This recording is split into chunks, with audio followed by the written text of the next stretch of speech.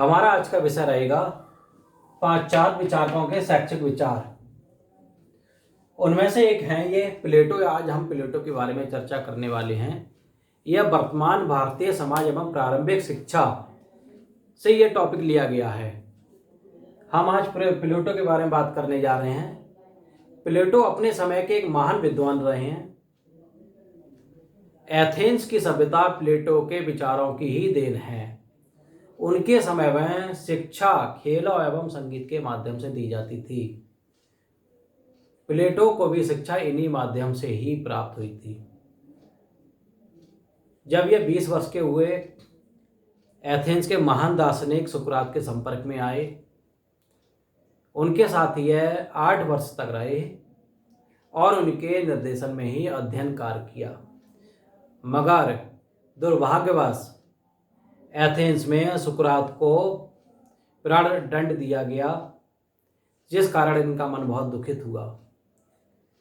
ये इतने दुखी हो गए कि इन्होंने एथेंस छोड़ दिया।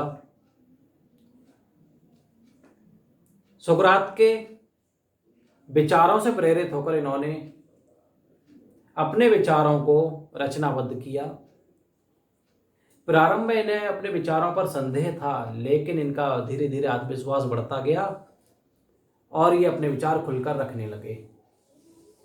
प्लेटो का कहना था कि जीवन के गुणों को पहले समझा जाए, तभी जीवन के अंग बन सकते हैं। यानी कि जीवन जीने के तरीके को समझना है, जीवन जीने का नजरिया क्या है उसे देखना है। सुकरात के द्वारा प्रेरित होने पर इन्होंने अपने विचारों का खुलकर समर्थन किया।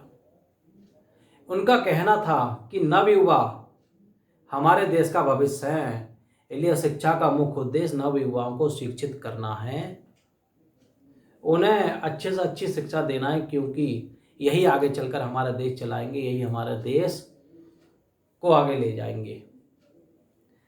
सुख समृद्धि इन्हीं के द्वारा आएगी, अतः इनकी शिक्षा पर पूर्णतया ध्यान देना होगा। शिक्षा के उद्देश्य बताए गए हैं प्लेटो के द्वारा। शिक्षा के उद्देश्य, इनका पहला उद्देश्य रहा है, पहला उद्देश्य था ईश्वर को जानना।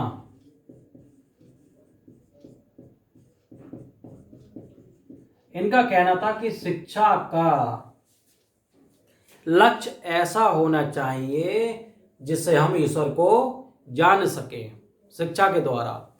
दूसरा उद्देश्य है इनका सत्यम शिवम सुंदरम के प्रति आस्था, के प्रति आस्था। इनका मानना था कि सत्यम शिवम सुंदरम, इसके प्रति हमें शिक्षा के द्वारा विकास करना है। क्योंकि पहले प्राचीन काल में इन सब बातों पर बहुत ज़्यादा जोर दिया जाता था, क्योंकि पाश्चात्य संस्कृति धार्मिक रीति रिवाजों से ओतप्रोत थी। इनका अगला उद्देश्य रहा है, तीसरा उद्देश्य इन्होंने बताया कि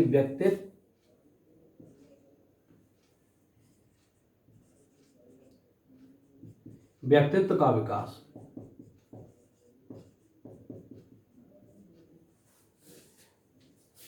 इनका कहना था कि व्यक्तित्व का निर्माण करते समय शिक्षा का लक्ष्य ऐसा होना चाहिए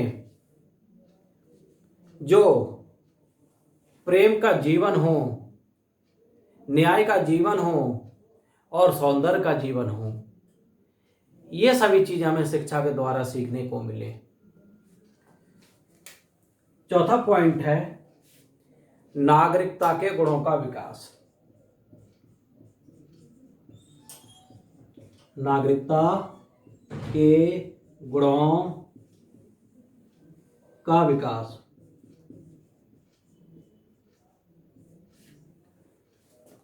प्लेटो ने कहा है सत्यम, शिवम, सुंदरम गुणों के साथ साथ सहिष्णुता, प्रेम, त्याग, सामूहिक जीवन की भावना, साहस, वीरता आदि गुणों का भी विकास होना आवश्यक है। तभी हम एक उत्तम नागरिक बन सकते हैं।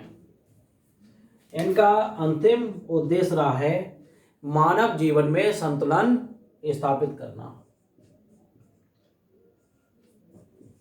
मानव जीवन में संतुलन स्थापित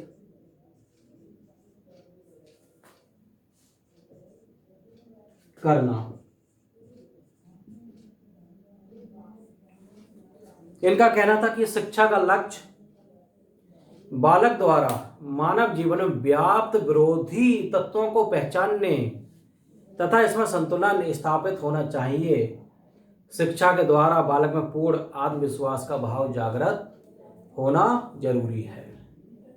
ये 5 उद्देश्य ईश्वर को जानना, सत्यम, शिवम, सुंदरम के प्रति आस्था, व्यक्तित्व का विकास, नागरिकता के गुणों का विकास, मानव जीवन में संतुलन स्थापित करना, ये 5 उद्देश्य इनके शिक्षा के द्वारा ये 5 उद्देश्य बताए गए कि इन उद्देश्यों के द्वारा कि शिक्षा दी जाए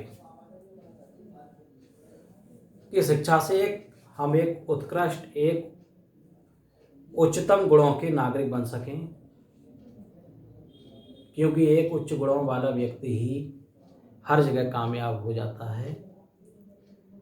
एक दुष्ट प्रकृति का व्यक्ति हर जगह कामयाब नहीं होता है।